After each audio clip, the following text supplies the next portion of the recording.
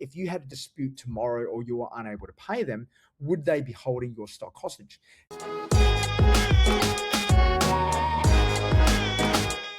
This Week in E-Commerce, episode 147. I am Mal here, flying solo this week as Alex is out.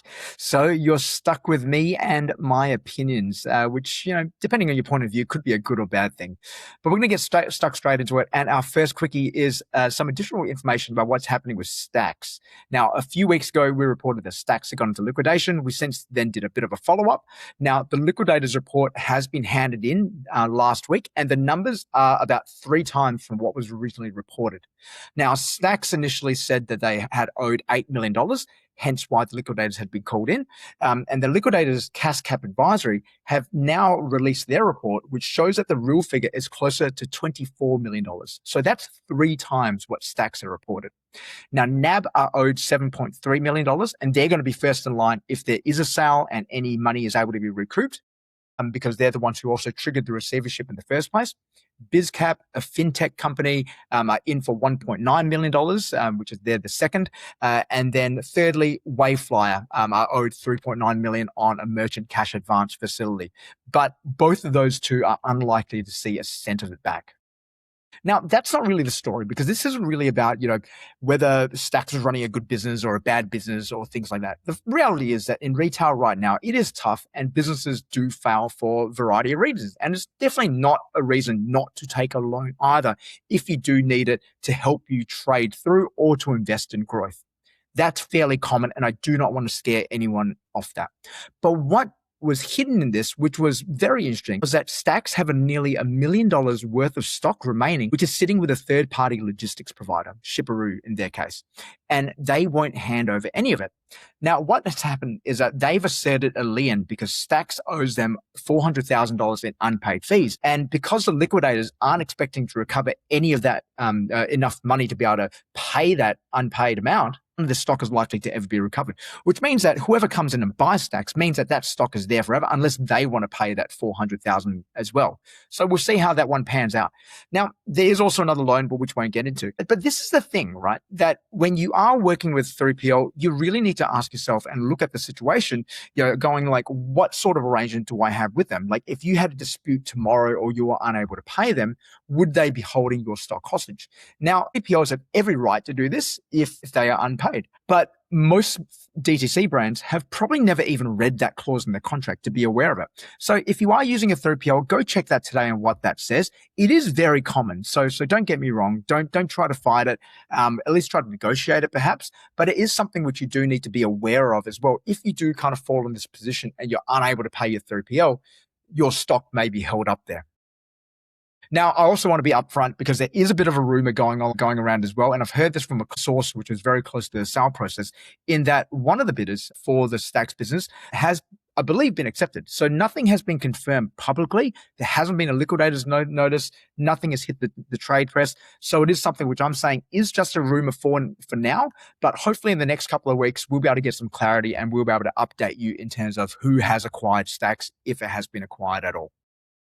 Now, speaking of other costs involved, this is a bit of a small one, but it actually hits hard on 2 different ways, in that petrol prices are about to go up because the government has now ended the fuel excise, which was put in place a couple of months ago due to the US-Iran war, which meant the Strait of Hormuz was closed off and the cost of oil went up.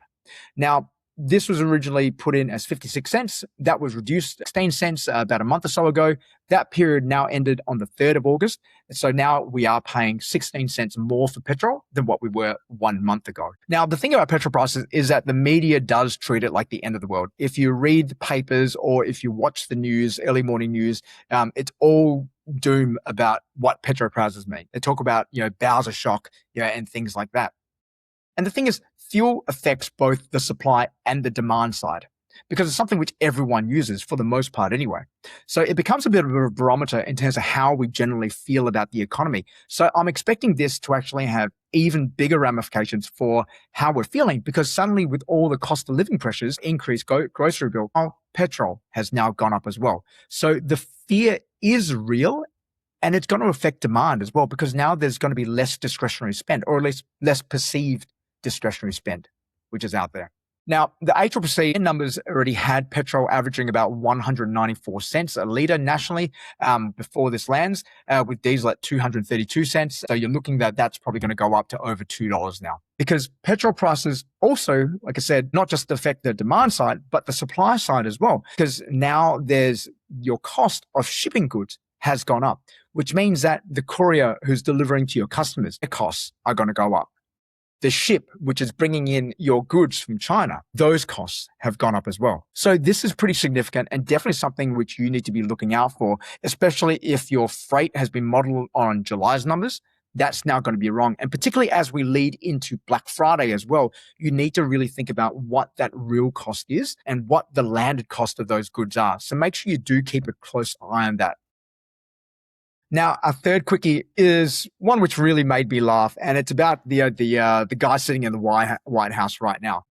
In that the Trump administration has lifted tariffs to 12.5% on imports from 60 countries, including Australia. Now, this happens all the time. It's been happening a lot in the last 12 months. But what really caught my eye about this one was the stated reason is that it's due to modern slavery concerns. Bondi's CEO, Steve Philpott, said the grounds for this have seemed pretty ludicrous, and that's his words, not mine, although I completely agree with him. Because if a product is made in Sydney, there's a straight 2.5% stacked on top of the 10% that was already there. And the modern slavery line holds absolutely no water, especially if you're being manufactured in Australia and also offshore as well. Looking at a lot of the factories who do operate, in places like China and Vietnam, definitely do not follow that. Although there definitely are some bad actors there as well.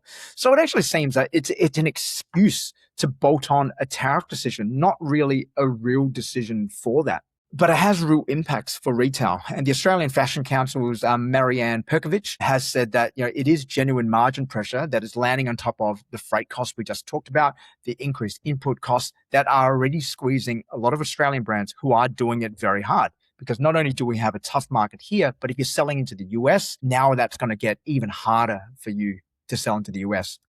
But as we've talked about, a lot of brands aren't waiting around for this to resolve itself. Brands like Showpo, White Fox have already stood up US warehousing. Lovisa now has 240 stores in the US, which is their biggest footprint in any country, even Australia. So if you are selling into the US, make sure you are modeling what this compounding tariff stack looks like, because 10 plus 2.5% and probably more coming is fairly significant. So run those numbers on what that's going to look like with local distribution, versus shipping it from Australia and paying the duty per shipment, because the math may completely flip when you look at that. So moving away from the quickies now, we are going to get into the deep dives, and we're going to be talking a bit about private equity with our first two deep dives. So the first one, Barbecues Galore, which has been around since 1976. It was started by Max Mason. For nearly 50 years, it was recognized as one of the most recognizable retail brands in the country. And this week, it's finished transitioning what it has been to essentially being Barbecues Galore in name only, with no actual stores attached. So before I go into the reasons for that, I'll kind of walk you through a bit of like some of the ownership history which has happened, because that kind of tells the story and kind of is the story. In that it was listed on the NASDAQ in 1997. It was delisted in 2005 when Ironbridge Capital came in and took it private. Private equity then took a controlling stake in 2012 before taking full ownership in 2016. Now, here's the key number. In 2024, while the business was running an ongoing loss, Quadrant extracted a $5.6 million dividend. Now, this is significant because the business was a loss-making enterprise at the time.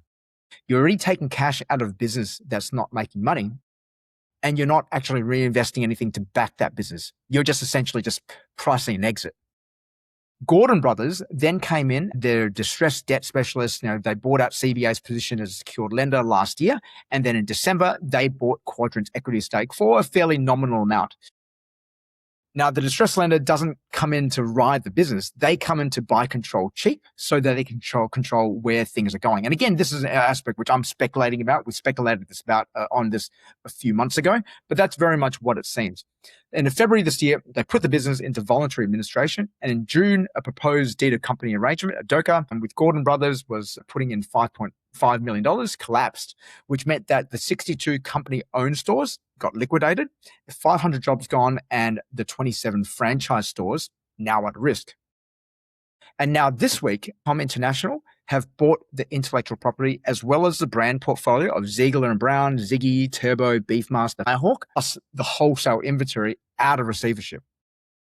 What they didn't buy was the retail business. They only bought the IP and the stock.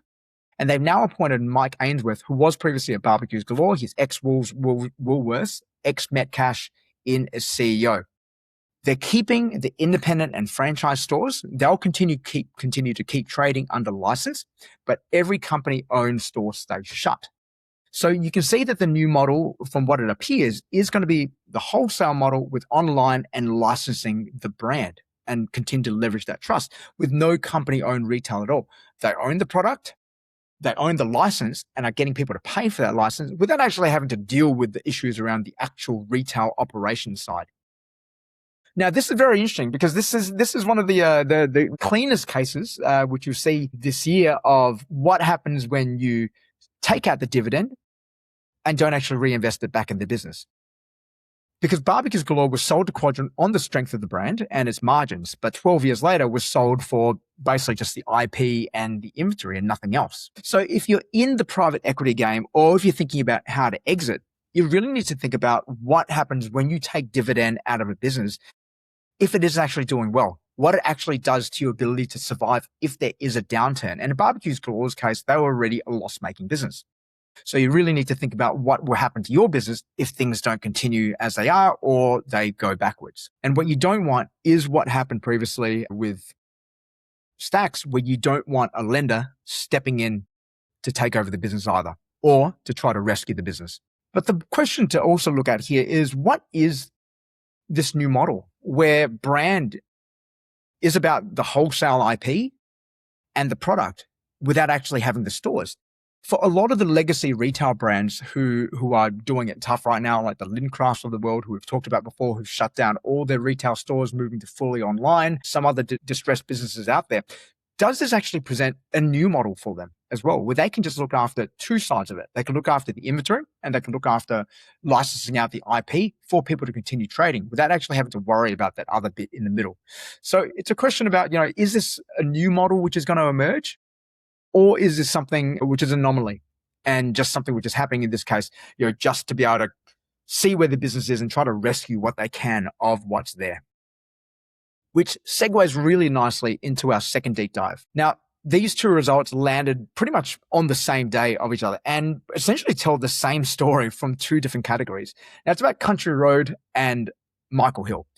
Two companies we talked about before, but Country Road have now released their second half numbers. And what they've shown from Country Road, their parent company is Woolworths Holding in South Africa. They have confirmed that the group's second half sales fell 0.5%, which on their own doesn't sound like much of a headline. It just sounds like, typically what we're seeing.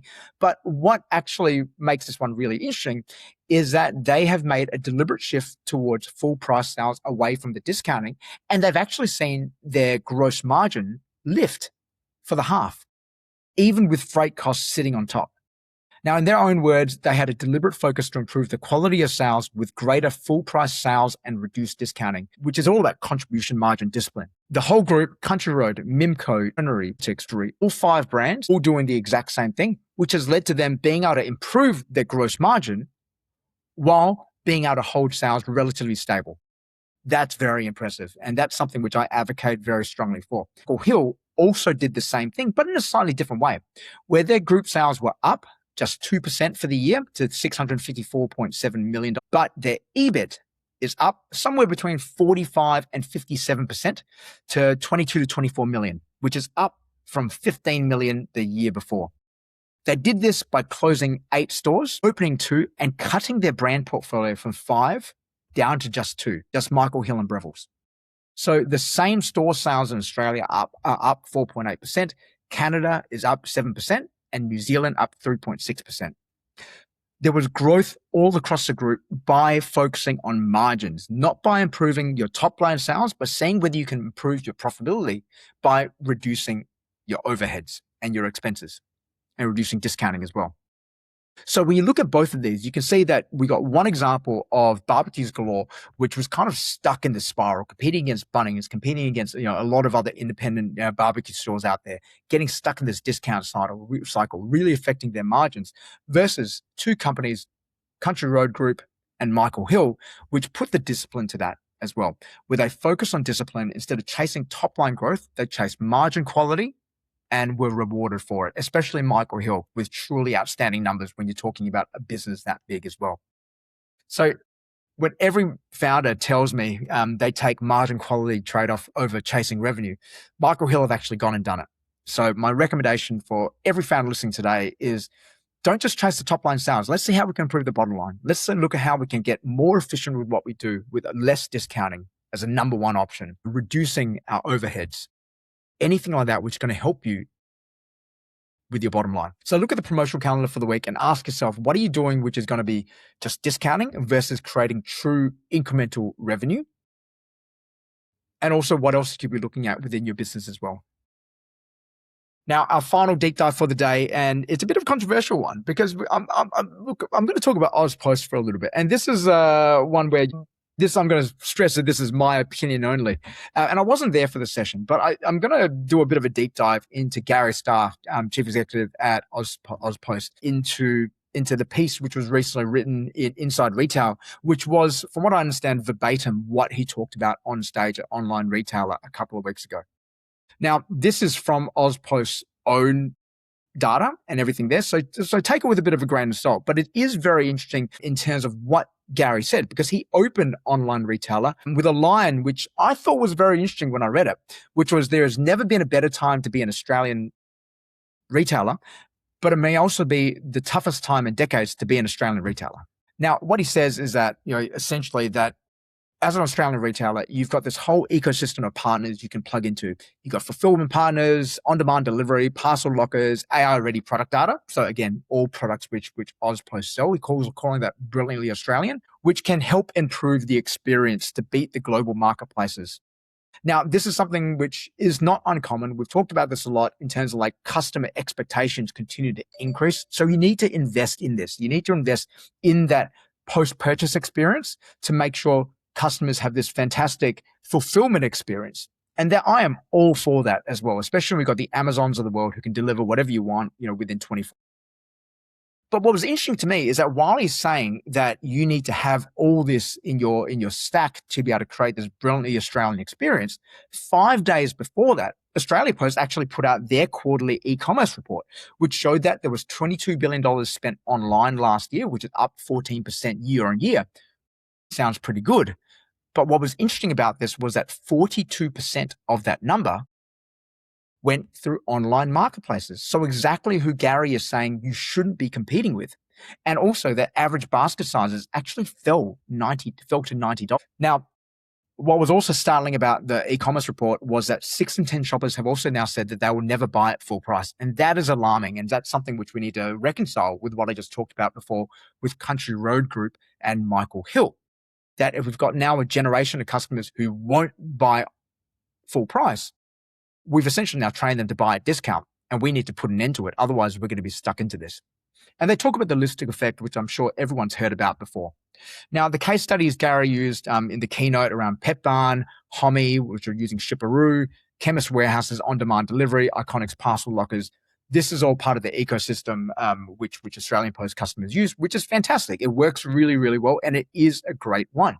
But it's just really interesting about that contradiction there around saying that, hey, you need all this you don't need to become a marketplace. You just need to use all this tech. While at the same time, we're still seeing this huge shift towards marketplaces in Australia, and it is gathering pace as well. In the US, marketplaces are already over 50% of online retail. In Australia, that number is growing massively. So we really need to be aware of that. When Gary talks about leaning into authenticity, what does it actually mean when 6 in 10 shoppers say they'll never pay full price again? Does storytelling help to fix the margin problem? Does it help to fix the discounting problem? I believe it can. And I think that's something which we all should be focusing on, because when we keep telling operators that they need to invest more into delivery infrastructure, fulfillment, all these things, It's all happening while their basket sizes are shrinking, and customers will only buy from them when they're on sale. And a lot of their customers are now moving into marketplaces as well. So what does it all mean? It's about the ecosystem. It's not just about marketplaces. It's not just about D2C. And more, we're finding that we need to make sure that you need to really be looking at where your customers are shopping and making sure you're present there on the right platforms as well and in the right way. Customers are now looking to purchase on multiple services. They're not just going to buy D2C. They're not just going to buy Amazon. They're going to buy on whatever's most convenient for them. So it's really important that you understand where that is and invest appropriately in that. So that's all we got time for this episode. Alex will hopefully be back next week. I'm going to be planning on recording it from a beach somewhere in Bali. I'm going to be taking a well-earned break, I think, for a week before coming back for peak season. So in the meantime, keep innovating, keep growing, and keep selling. And we see you back next week.